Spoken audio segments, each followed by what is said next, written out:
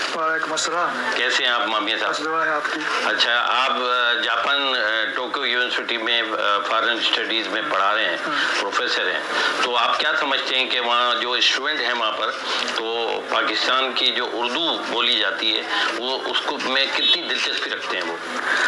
असल में अफसोस के साथ कहना पड़ता है कि जब दाखिला मिल जाता है तो बहुत कम लोग दिलचस्पी रखते हैं, लेकिन पढ़ते पढ़ते वो क्या दिलचस्पी पैदा हो जाती है तो हर साल एक या दो उर्दू पढ़ने के लिए, मज़ीद पढ़ने के लिए पाकिस्तान भी आते हैं।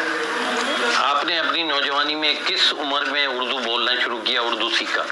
मैं तो जब यूनिवर्सिटी में दाखिला मिला तो इसमें 18 के साल में शुरू किया था पढ़ना, तो 4 साल का BA का कोर्स ख़त्म करने के बाद 2 साल MA किया उसी यूनिवर्सिटी में। ये किस ईयर की बात है?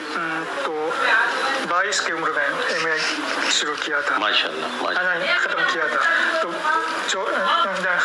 शुरू किया था तो 24 की उम्र में तो मज़ीद पढ़ने के लिए पाकिस्तान आया 2 साल के लिए। अच्छा, तो ये बताइए कि उर्दू जब आपने बोलना शुरू किया तो क्या जापान में ही पहले ज़्यादा रहा ये सिलसिला, या फिर जापान से बाहर भी कई ममालिक में आपका जाना हुआ, वहाँ उर्दू से आपको कितना फ़ायदा हुआ? तो पहले 4 साल के BA कोर्स के दौरान मैं कभी बाहर नहीं गया, इसलिए जापान ही में पढ़ता रहा।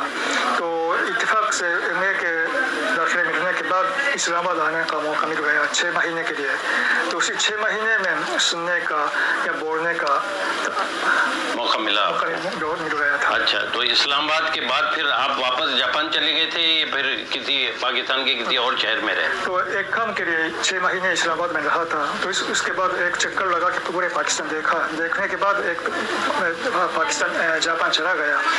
तो फिर 2 साल के बाद पाकिस्तान पढ़ने के एक दफ़ा आया, वो सिंध यूनिवर्सिटी में 2 साल रहा फिर। माशाल्लाह। तो उसके बाद एक दफ़ा वापस जाके तो फिर मौका मिल गया था। अब 4 साल के लिए इस्लामाबाद में एम्बेसी में काम नौकरी का सिलसिला हुआ। तो ये मुझे बताइए कि पाकिस्तान में जो लोग हैं उनसे आपका बहुत अरसा मिलना रहा, कितने अरसे रहे पाकिस्तान में, और यहाँ के लोगों में क्या देखा आपने कि जापान से कितनी कुर्बत है, कितने करीब हैं या कितने दूर हैं? तो बातचीत से कुछ आपने अंदाज़ा लगाया होगा। तो तकरीबन 6 साल या कोई 7 साल के लिए मैं पाकिस्तान में रहता था।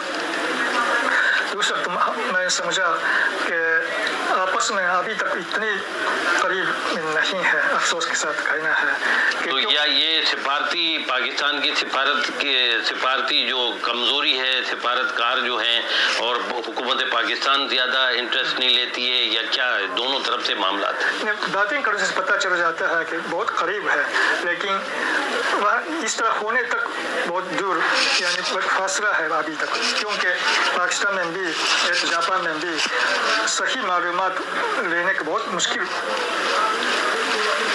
मौका है। बिल्कुल सही, बिल्कुल सही। इसलिए जापान में रहते हुए अब पाकिस्तान में क्या हो रहा है ये मालूम होने का बहुत कम मौका मिल जाता है। पाकिस्तान में भी रहते हुए जापान की खबर बहुत कम आती होंगी, इसलिए अभी तक बहुत दोनों मुल्कों में फासला तो है, लेकिन ये ज़बान पढ़ने से ये फासला कम ज़रूर हो जाता है। पाकिस्तान जब आए हैं, आप जब आते हैं तो कौन कौन सी खास जगहें आपको बहुत पसंद है? कराची में, सिंध में, इस्लामाबाद में, पंजाब में? तो क्योंकि मैं पढ़ने के लिए 2 साल हैदराबाद में रहता था, इसलिए मुझे बहुत हैदराबाद अच्छा लगता है, लेकिन इस 2 साल के दौरान हर महीने कराची भी आ जाता था, इसलिए कराची भी तीसरा वतन समझता हूँ। कौन सी प्लेसेस अच्छी लगी आपको?